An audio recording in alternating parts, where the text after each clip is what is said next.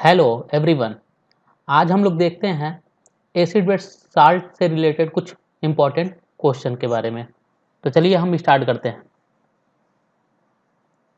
First question, how acid have been classified. Acid को कितने भागों में क्लासिफाइड किया गया है? तो एसिड को हमने दो भागों में क्लासिफाइड किए हैं। तो देखते हैं कौन कौन से हैं। देखिए, acid have been classified into two group. First क्या है? बाइनरी एसिड और दूसरा ऑक्सो एसिड। बाइनरी एसिड किसको कहते हैं? Binary acid are those acid in which hydrogen atom combines with other atom. This acid is also called hydro acid. वो acid कहलाते हैं जो हाइड्रोजन एटम के साथ अदर एटम भी कंबाइंड होते हैं, लेकिन ऑक्सीजन को छोड़ करके। जैसे HCl हो गया, HBr हो गया, HCN हो गया। ये सब क्या है? ये बाइनरी एसिड। इसमें ऑक्सीजन एटम को कंबाइन नहीं किया गया, तो उनको हम क्या बोलते हैं? बाइनरी एसिड बोलते हैं। ऑक्सो एसिड में क्या होता है? देखिए, if an acid contain oxygen then it is called oxo acid. मतलब जिस एसिड में हाइड्रोजन के साथ ऑक्सीजन भी जुड़ा होता है उसको हम क्या बोलते हैं? Oxo acid. जैसे यहाँ पे HNO3, nitric acid, H2SO4, sulphuric acid, H2CO3, carbonic acid. तो ये सब एग्जाम्पल किसके हैं? ये ऑक्सो एसिड के हैं। फॉर्मिक एसिड, एसिटिक एसिड, ये सब एग्जाम्पल किसके हैं? ऑक्सो एसिड के। और ऐसे एसिड जो ऑक्सीजन एटम को कंबाइन नहीं करते हैं उनको क्या बोलते हैं? Binary acid. तो एग्जाम्पल हैं उनके हैं HCl, HCN, HBr, ये सब बाइनरी एसिड के एग्जाम्पल हैं। चलिए सेकंड क्वेश्चन पे हम देखते हैं।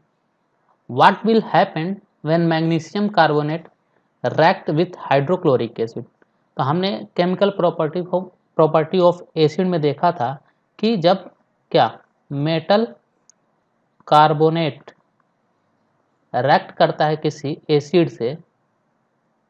से तो क्या बनाता है?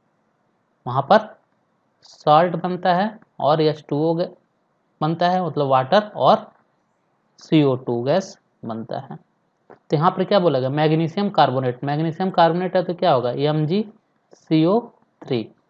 और एसिड क्या लिया गया है? HCl। तो क्या बनेगा?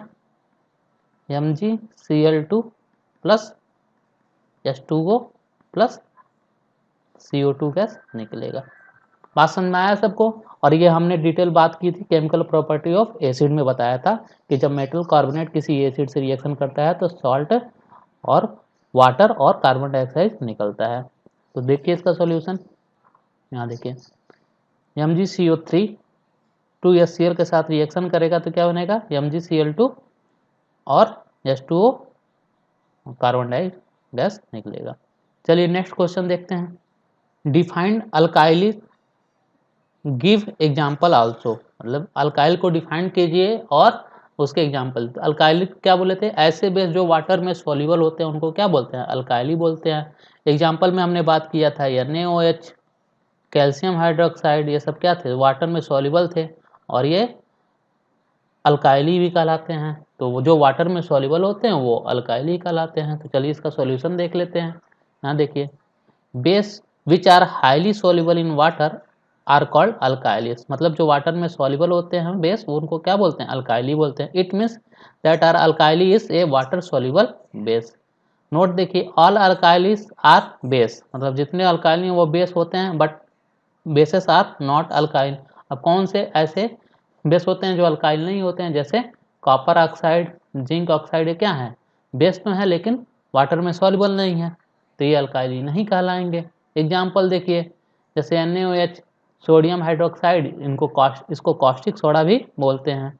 कैल्शियम हाइड्रोक्साइड CaOH का ट्वाइस, और इसको स्लैक लाइम के नाम से भी जानते हैं। नेक्स्ट क्वेश्चन पे देखते हैं। यहाँ देखिए, what are the characteristic of acid. Acid के कैरेक्टरिस्टिक क्या है? तो एसिड के कैरेक्टरिस्टिक क्या थे? पहले इनका टेस्ट क्या हो? सॉर टेस्ट हो, सॉर टेस्ट। और क्या देखते हैं? पहला, acid have a sour test. दूसरा, acid change the colour litmus from blue to red, litmus paper को एसिड में डालते हैं तो क्या होता है, ब्लू टू रेड में चेंज हो जाता है।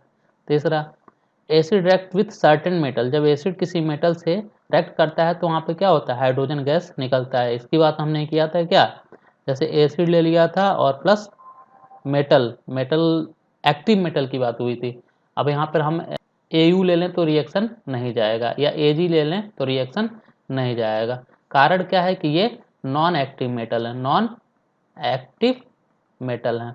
तो हमारे क्या एक्टिव मेटल, यानी कि एसिड किसी क्या सोडियम से रिएक्ट करे तो यहाँ पे क्या बनाता था, सॉल्ट बनाता था और प्लस H2 गैस लिबरेट होता था, हाइड्रोजन गैस लिबरेट होता था। तो बात समझ में आया। थर्ड प्रॉपर्टी क्या है कि acid react with certain metal liberating hydrogen gas. चौथा देखिए, acid neutralise bases to give salt and water. तो देखिए हमने बात किया था कि जब हम खाना ज़्यादा खाते हैं तो हमारा बन जाता है, तो एसिडिटी की मात्रा बढ़ जाती है, तो उसको हम क्या करते हैं इनो पीते हैं। तो इनो एक बेस होता है, क्या करता है, एसिड को न्यूट्रलाइज कर देता है, किस फॉर्म में बना देता है, साल्ट एंड वाटर में बना देता है, जिससे हमको राहत मिलती है। तो ये प्रॉपर्टीज हैं क्या, एसिड के कैरेक्टरिस्टिक हैं। आगे देखते हैं, what are the characteristic of base, base के कैरेक्टरिस्टिक क्या है। तो बेस क्या है, इनके जो टेस्ट होते हैं क्या, बीटर टेस्ट होते हैं, ठीक है। देखिए बेस है बीटर टेस्ट, इनके बीटर टेस्ट होते हैं। और एसिड में क्या था, ब्लू टू रेड में चेंज होता था, तो बेस में क्या है, base change the colour litmus from red to blue, यानी कि जब हम लिटमस पेपर को बेस में डालते हैं तो क्या होता है, रेड से रेड टू ब्लू में कन्वर्ट होता है। तो उससे हमें मालूम चल जाता है क्या है, ये बेस है। देखिए base neutralise acids to from salt and water, तो ये भी वाइस वर्सा, मतलब एसिड में क्या था, जब हम खाना वाना खाते तो एसिडिटी बढ़ जाती थी, तो उसको न्यूट्रलाइज करने के लिए बेस की जरूरत पड़ती थी। इसी तरह से अगर बेसिसिटी हमारी बढ़ गई तो क्या करेंगे, एसिड खाएंगे, तो एसिड क्या करेगा, न्यूट्रलाइज कर देगा। बात समझ में आ गया। तो जस्ट एक दूसरे के वाइस वर्सा होते हैं।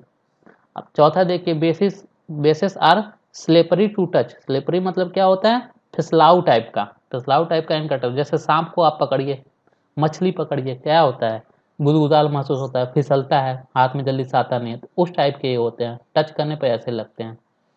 अब चलिए नेक्स्ट क्वेश्चन पे अब देखते हैं, classify the following acid into strong and weak acid, strong and weak acid में हमको क्लासीफाई करना है। तो सबसे पहले देखिए H2SO4, पहले स्ट्रॉन्ग एसिड में क्या था कि हम स्ट्रॉन्ग एसिड में कि जैसे ही हम एसिड को एक्वा सॉल्यूशन में डालते हैं तो वो क्या होता है, कंप्लीट डिसोसिएट हो जाता है, कंप्लीट डिसोसिएट हो जाता है, तो उसको हम स्ट्रॉन्ग एसिड बोलते हैं। और वीक एसिड में क्या होता है, पार्शियल डिसोसिएट होता है या पार्शियल आयनाइज्ड होते हैं, उनको हम वीक एसिड कहते हैं। जैसे एग्जांपल में हमने लिया था क्या, H2SO4 लिया था, H2SO4 ये क्या होता था, जैसे एक्वस मीडियम में हम इसको डिजोल्व करते हैं तो क्या होता है, 2H प्लस और SO4 2 माइनस में कन्वर्ट, यानी कि ये कंप्लीट डिसोसिएट हो जाता था। इसी तरह से HCl में क्या होता था, जैसे हम इसको डिजोल्व करते थे तो क्या होता है, H प्लस और Cl माइनस में कंप्लीट डिसोसिएट हो जाता था। इसी तरह से HNO3 ये क्या है, नाइट्रिक एसिड है, नाइट्रिक एसिड को हम एक्वस मीडियम में डालते हैं तो क्या होता है, H प्लस और NO3 माइनस में कन्वर्ट हो जाता है, यानी कि यहाँ भी कंप्लीट डिसोसिएट हो रहा है। तो यानी कि H2SO4 या Cl HNO3 क्या है, स्ट्रॉन्ग एसिड है। तो यहाँ पे देखिए फर्स्ट क्या है, स्ट्रॉन्ग एसिड, HCl क्या है, स्ट्रॉन्ग एसिड, नाइट्रिक एसिड क्या है, स्ट्रॉन्ग एसिड। अब बचा H2CO3 carbonic acid, carbonic acid देखिए H2CO3 को हम H3 को हम एक्वस मीडियम में डालेंगे तो क्या होता है, ये H प्लस और HCO3 में कन्वर्ट होता है, यानी कि ये पार्शियल डिसोसिएट हो रहा है। तो पार्शियल डिसोसिएट तो यह क्या हो जाएगा, ये देखिए वीक एसिड हो जाएगा। ये फॉर्मिक एसिड देखिए HCOOH, फॉर्मिक एसिड को एक्वस मीडियम में डालेंगे तो क्या होगा, HCO3 माइनस और H प्लस में डिसोसिएट हो जाएगा। तो यहाँ भी क्या हो रहा है, पार्शियल डिसोसिएट हो रहा है, तो यानी कि ये भी क्या हो जाएगा, वीक एसिड हो जाएगा। और CH3COOH यानी कि एसिटिक एसिड है, इसको भी हम जैसे एक्वस मीडियम में डालेंगे तो क्या होगा, CH3COO माइनस और H प्लस में, यानी कि ये भी पार्शियल डिसोसिएट हो रहा है, तो ये क्या हो जाएगा, ये भी वीक एसिड हो जाएगा। अब इसका हम सॉल्यूशन देख लेते हैं।